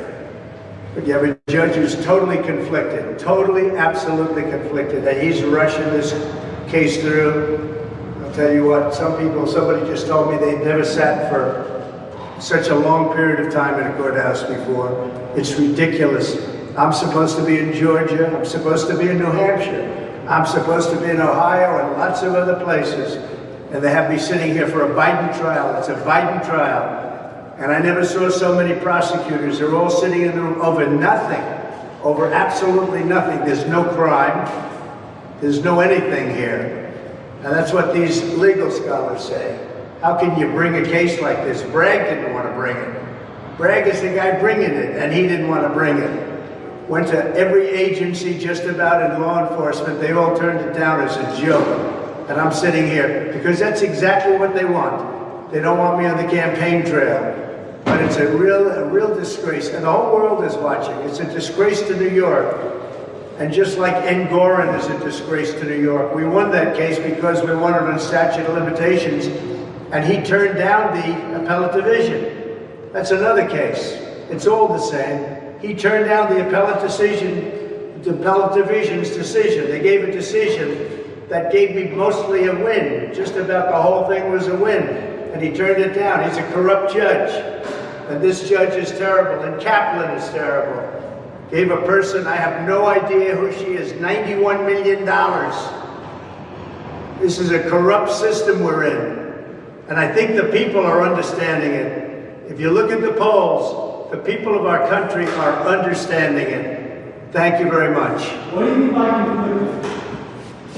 You could figure that one out easily. Are you going to keep posting about Michael Cohen? All right, Todd Blanche walking out with him. Another day. And so they are out of trial on Wednesdays. And so they will not be back until Thursday. We'll be back, of course, for day 10 when that happens.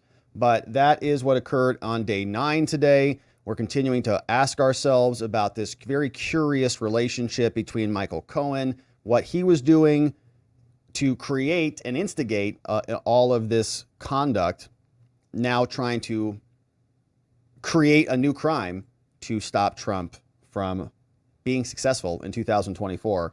We're going to be here continuing to cover it. Of course, we know that Keith Davidson is going to be back on the stand. Cross-examination of him should be pretty fun. And so we'll be back here to get into that when it occurs.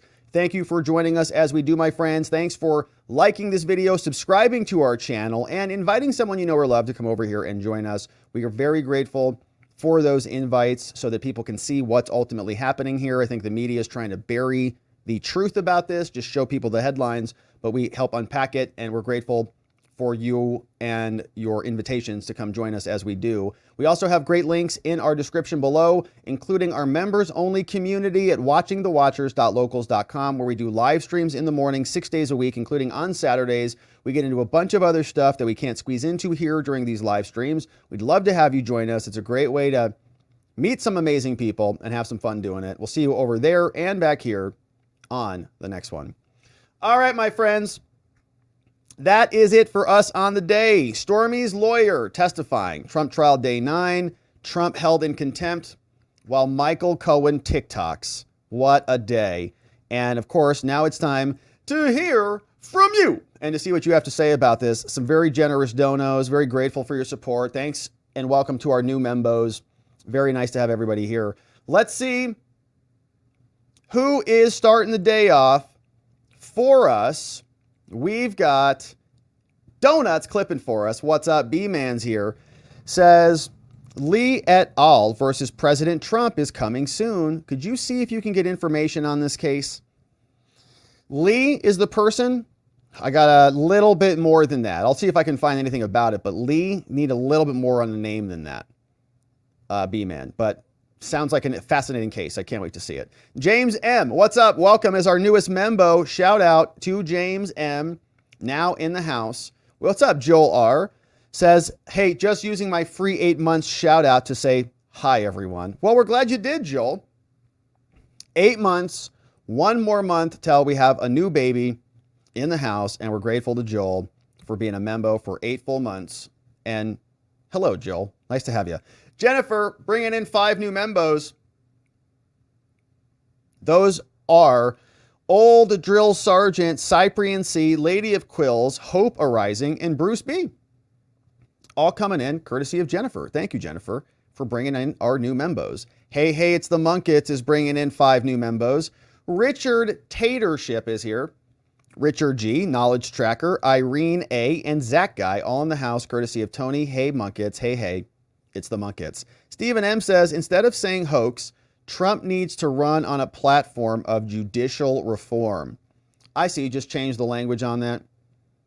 Maybe that would win over some independents. There's some good, yeah, we need to reform the judicial system and, Newt Gingrich had, I think, a successful approach on that when he was running back, whenever that was. Was that when McCain was running in 2008? Yeah, I think it was. But remember, he said we were going to get rid of the Ninth Circuit and all that. I think he had an effective message there. Maybe something like that. Good idea, Stephen. Tony, hey, what's up? 5 more membos. Jordan 801's here. Purple AJ. Jared's coming in. Christine M. and Dagny Taggart in the house. Welcome aboard, Dagny. Good to have you here on this train. John M. says, after the trial is over, nothing stopping a private citizen to hold the prosecution team responsible. File bar complaints, take out ads in local periodicals. As long as it's legal, we should publicly shame them. Well, that's what we do here every day. Yeah, we do shame these little prosecutors who are just pathetic. Hey, it's the Munkets. 5 more membos. Tony, you're the man. Billy Lil is here. Andy M., David R., Mark L., and Andrea P. All in the house, courtesy of Tony. Hey, Munkets. Welcome aboard, my friends. And thank you, Tony, for bringing them in. Stephen M. says, videotape a woman wearing a Biden mask posting stuff from the True Social account. I see. And then say if that is considered to be a Trump statement. Yeah, I don't know. I think the judge, as long as it's bad for Trump, the judge is going to, find that direction. What's up? Steven says, chain of custody in postings is also suspect. Yeah, so in other words, who actually created the post? Like, did Trump's thumbs actually do the things? Or how did the post get published? But they're just going to, Trump is in control of the account. It's Trump's account, so that's enough for them. That's good to see you, Stephen. Thanks for those. Catherine Rex says, hello, everyone. Out of the hospital. You really did break your foot. Oh, no, Catherine. 1 plate, 6 pins, 2 screws. My foot was crushed at work going down a ladder. I hate yachts, but work is work. Oh, man, Catherine. That sounds really painful. Well, hopefully you're recovering quickly and you're not in much pain. I'm sure you had amazing medical care. You're going to be back on your feet in no time. See that? All right. What's up? John McGarvey shared this one over on... What is this? Okay, John McGarvey shared this GIF over. Is this a real movie? I'm not in your room. I'm not in your room. I'm not in your room. I'm not in your room. That was my little brother. He just put his arm in the doorway. I'm not in it. I'm not in it, though. I'm in the air above it. I'm not in your room. I'm not in it. I'm just like, ah! And then, usually something would get thrown. Somebody would start crying. Usually not me. Mom would get called. I'd get in trouble, whatever. All right, Rivka, the Jade Gamer, says, wait, Cohen is responding to testimony. Why isn't he supposed to be watching?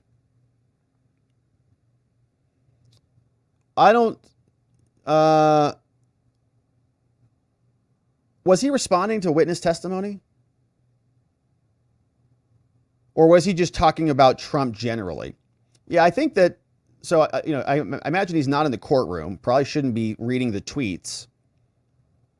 And I don't know officially if Trump's people have invoked the rule of witness preclusion, but I would imagine they have. So he should not be watching the witnesses. That's a good point. But I don't think I've seen evidence of that. But I know he's talking about Trump, that's for sure. But was he commenting on the testimony? He probably got the talking to before that happened. Jennifer says, remember to hit that like button. Thank you, Jennifer. Great reminder. And thank you for doing that, my friends. Sandy's on Locals says, go ahead, push it, Mercon, push it. The law calls your attempt to jail Trump conspiracy to commit kidnapping. He's under Secret Service protection, which means he's under control of law enforcement already. Attempts to interfere with that are kidnapping. Good to see you, Sandy. Knox, a defense attorney in Texas, says, happy Tuesday, all. I posted the huge dono after he got the aid passed, but there is more. Says Mike Johnson's largest donor was AIPAC. He's trying to cut free tax filings. Here's the link. Thank you for clipping that. Says Johnson's largest donor was AIPAC. He's trying to cut free tax filings to send weapons to Israel. Yeah, that sounds about right. Sounds like what he's been saying a lot of. Orion Starman says Trump has to force this issue. He needs to hold a large campaign rally and violate every part of the gag order. That would set the world on fire. It would certainly do that. I think, yeah, it's a tough one. I think the judge is overstepping is the problem, right? Like the judge is already crossing the line, and I think people are seeing that. So if Trump instigates it, then they're going to say, well, he's clearly instigating it, right? Trump is not, I think, throwing firebombs. These are just minor things, and they're still hitting him with it. So I think that being a martyr, in other words, is going to be more effective, and the polls are reflecting it, but we'll see. I know it's a precarious position. Good to see you, Orion. Thanks for that. Rubo say, this one from the Rubo says, Mercon is making a place for himself in history, and it's not a good one. Says Judge Juan Mercon, there is no crueler tyranny than that which is perpetrated under the shield of law and in the name of justice. Baron de Montesquieu. Good quote on that. Yeah, it's exactly right. And then he gags, right? You can't even talk about his daughter or him donating to Joe or his daughter working for Joe, raising millions of dollars. What's up? It's Tony Hay Munkets bringing in Joan K, Craig V, Mr. Null's here, Grant Lou, and Alan L. All in the house, courtesy of Tony Hay Munkets, bringing in the new membos. Sandy's here, says graduation reconsidered, LOL. Judge already denied presidential immunity claim based on timelessness. SCOTUS hearing suggests Trump is right. Deprivation of rights blows up judicial immunity. See you soon, Judge. Oh, I see what you're saying. Yeah, so maybe he's like, oh crap, this case is going to be found to be immune. Trump's going to win. I'm going to be prosecuted. You can go to the graduation. In fact, here, let me get you a fruit basket. Here, take this fruit basket with you, Trump. Enjoy. What's up, Justin Y? Membo for 6 months, 3 months till a baby. What's up, Justin? Thanks for being a membo, my man. Appreciate that. Lady I says, is it just me, or did the prosecution just make Trump's case that Cohen was the guilty one and Trump is innocent? Yeah, there was a lot of hints of that today. Cohen sounds like a maniac. We'll see what the defense does on cross. Today was good. Tomorrow should be, or Wednesday or Thursday should be really good. Catherine says, Catherine Rex bringing in 5 new membos, a broken foot, and still bringing in membos. You're amazing, Catherine. Summer Sunrise, Victoria S, Dolores H. We got Gopher Big Guy and Mama Rocks all coming in, courtesy of Catherine Rex. We got Sandy says, I'm old enough to remember when mean tweets scared world leaders into behaving themselves and not starting wars. That's all it took when you have actual leadership. Yeah. Trump, little rocket man better not launch a rocket. He's like, all right, I won't. All right. Everything was a lot calmer back then. Mexican Marauder, what's up? Says People versus Monilu. Says a person cannot be convicted of one offense upon proof that he committed another. However, persuasive in a moral point of view such evidence may be, they have no case and need to use other cases. Yeah, so this is a general concept in criminal law. It's called propensity evidence, is how we generally refer to it. But you want each case to stand alone. And you don't want someone to say, let's say, someone's had 3 DUIs. They're being charged with a 4th DUI. Do you get to come in and say, well, they have 3 DUIs, so they probably did it a 4th time, okay? They're an alcoholic, so just we'll find them guilty. No, that's called propensity evidence. Now, you can use that in like aggravations of charging someone or in sentencing, but to prove a case, to say, did the person commit a DUI at this date, location, time in this city? No, you can't do that. It's propensity evidence. We keep that out because it's not just. It's thinking that someone acted in conformity with the prior behavior. And prosecutors don't really care about that, I think, that concept. They try to layer it on there. It's exactly what they're doing in New York with the Sandoval stuff, right? All of the E. Jean Carroll concepts, case law, orders, contempt from every single thing that's happened. They're trying to stack that up to show that Trump has a propensity to be a bad person and then say he catches and kills things. So find him guilty accordingly. Good comment, Mexican Marauder. Very nice to see you. Says, this Karen McDougal stuff sounds like the Scott Baio fake claims so the bimbo can restart her failed career. Yeah, we do have some bimbo maneuvering happening here. Major BM activity in this case. Roy MC says, pants on fire is a reference to someone lying, liar, liar, pants on fire. Yeah, was he saying that he just called and was lying, right? So he called, what did Michael Cohen say? His pants were on fire, just lying about a bunch of stuff. Well, the money's coming from this, or the money's coming from that, or whatever. Catherine Rex on YouTube says, so if 3 other people are doing this, then why is he being dragged into this? This is such a clown show. And why is Mike a star witness? Michael Cohen. Fools. Well, he was the one who executed the contract. He's really the only other party, right? Cohen sent the invoices. Then Cohen got paid by the checks. Then Trump entered the ledger. Like those are all the felonies, times 34. Dolphin fan is the man, bringing in 5 new membos. Look who's here. Joyce M. We got Randy C. Lemmy Get That. What's up, Lemmy Get That in the house. Dustin the Wind and Outlaw Monsters Person in the house. Dolphin fan, bringing him in. Thank you, Dolphin. Good to see you, my friend. NY says, don't put it past the anarchist left to try to steal the Trump trial anger with their university protests. Yeah, maybe. I don't know. I think there's a lot happening in New York. Columbia is the epicenter of a lot of that. We got Texas-led slingers. Says, having some blackberry wine. Cheers to all our Watchers fam. The best fam ever. Cheers, my friends. Here's a little bubbly from yours truly right here. Here's a little cheers. Cheers! Good stuff right there. All right. Cheers! All right, good stuff. Texas lead slingers, good to have you. Cowboy Rob says, I think he's going to be pissed by the time he gets into office. I sure hope so. I'm pretty upset about it too. Good to see you, Cowboy. We'll see. I would imagine he would be. Jennifer says, thanks for another great show, Rob. By the way, someone needs to tell Judge Mercan he needs to up his trolling game. LOL. I mean, come on, man. It's like obvious in there, Judge.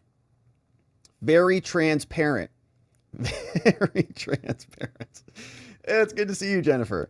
So, yeah, well, he's trolling pretty hard right now. We'll see if he trolls with a prison sentence or a jail sentence. We'll see. Cowboy Rob says, do you think Trump could have his AG completely investigate every single member of Congress and their staffers? You mean like Bukele did down in El Salvador? That was a pretty epic clip.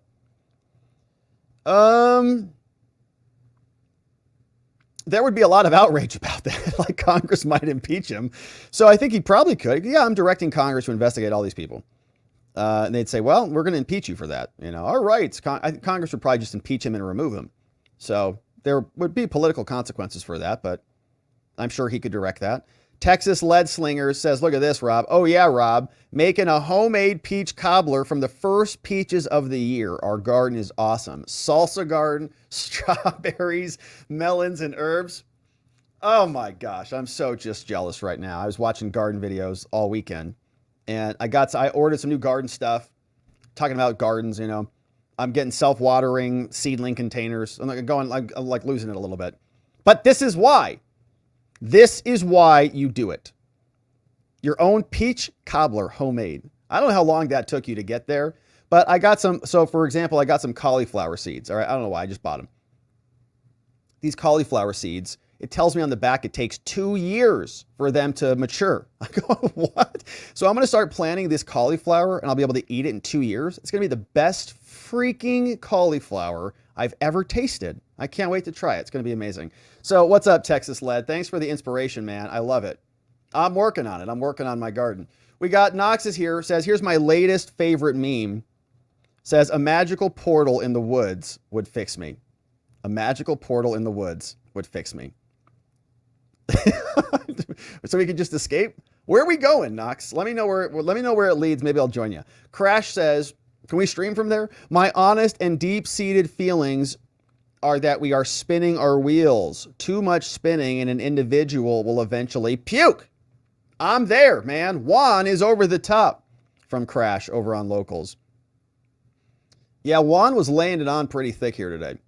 And that was a little trolly, no doubt. I think they're kind of spinning their wheels, to be honest. Like, is this going to deliver them an electoral victory? They're destroying the justice system, their credibility, their legitimacy, and they're still going to lose? Like, really? Wow. Talk about your all-time backfire. Alex Bogey says, I can't believe this is a criminal trial and not an episode of TMZ or Entertainment Tonight. How did it happen? It's New York, and they hate Trump. And they have, I think, a mental disorder called TDS. There's something actually wrong, where it's a suicidal destruction of your own like house in order. It's like if you have a mouse in your house, you burn the house down to like kill the mouse. And you're like, that's great job. I did a successful thing there. You're like, wow, it's not really logical. DJ says, didn't the House of Representatives pass the law that if Trump goes to jail, he uses his security if it's 30 days or more? No, that was an amendment. That was a bill that was introduced by Benny Thompson. And I don't think it's gone anywhere yet. And remember, they're not in charge of the House of Representatives. So the Republicans would have to bring that to the floor. And I don't think that that's going to happen. But it's a concern, no doubt. April M. What's up? Says judge precedent future ruling on his own daughter. April M. A membo for 5 months. Well, I'm not sure I understand the question. My fault, I'm sure. But I think, the judge might be happy with that precedent. So he's established a precedent where you can't question judges' corrupt daughters, which doesn't feel right, but that's the current policy. Radice says, I love stories about your stories. They sound like me and my sisters. Yeah, your sisters did the same thing with your room. Get out of my room. You're not allowed in my room. Mom said, don't come in my room. I'm not in your room. I'm over your room. What's up, April Maid? Good to see you. Stephen M. says lower bars for disqualifying prosecutors and all extrajudicial statements by prosecutors and jail judges for civil rights violations. Yeah, sounds like a good start. Sounds like a good start, right? If everybody else can be held accountable, why not prosecutors and judges? They have special rules. If you like bump a prosecutor, it's like, oh, you assaulted a public official. Automatic felony, automatic like no bond judge. Wow, how dare you attack a public servant? Get out of here. I'm not saying attack anybody, but they write rules for themselves, give themselves all sorts of qualified immunity. There's like no recourse for them. There's no public accountability. You ever try to look up a defense attorney, go to their website, go to their Google, 5 stars or 1 star. Can you do that for judges or prosecutors? Prosecutors hide everything. They don't want their photographs out there. They don't want their names out there. What if they got to experience the same market conditions for competency and integrity and honesty that the rest of society had to deal with? They don't just get to go get a badge and say, I'm honorable now. No, you got to earn that with your work. And they just lock people up. Next case, right? There's no accountability. What's up? Larry Smay says ALJs, which are administrative law judges, are executive judges for official and unofficial hearings of administrative disputes in the federal government. Yeah, you'll see like a lot of ALJs with DMV or MVD license revocation hearings and license suspension hearings. They're not like official judges, but they're pseudo judges, so to speak. This old guy says, in all the photos I've seen of Judge Juan Merchan, he's wearing way too much eyebrow pencil. Is that what that is? Is that what's on his eyes, making himself up a little bit? Mustafa says, just tuned in, must rewind, peace to Israel and Palestine, bars. Thanks for your work, Rob. Thank you for that, Mustafa. Can't we all just get along here as we watch our country disintegrate? Can't we all just be friends? All right, good to see you, Mustafa. Thanks for that. Catherine Rex says, Rob, I would feel so much better if you got me a ticket to AZ. Just kidding, but I really want to go. You should do an event in Fort Lauderdale. Just saying. Yeah, maybe there would be an opportunity for that out on the East Coast. Of course, we're hanging out in Vegas in June. We'd love to come see you there, like less than 2 months from now. Maybe we should start a countdown timer. But yes, maybe an East Coast event at some point. I just didn't have a good idea for a jumping off point off the East Coast in Vegas. I'll be there. And then it's Trump. It's 2024. There's Trump, huge Trump tower. Sounds like it's the right thing to do. It's going to be fun. What's up, Catherine? We got Texas Lead Slinger says, I think Trump should keep talking, keep being Trump. Let's see them try to jail him. Be a big win for us. It's another take on it. If they try to jail him for saying something that seems, benign, I think you're right. There could be a big backfire. They jailed him for what? For saying something? Might shake a lot of the people who are not ordinarily plugged in into waking up. Knox is here. Says, I love that no one wants to talk to the stupid wiener on head Cohen. I know. What was that on his head?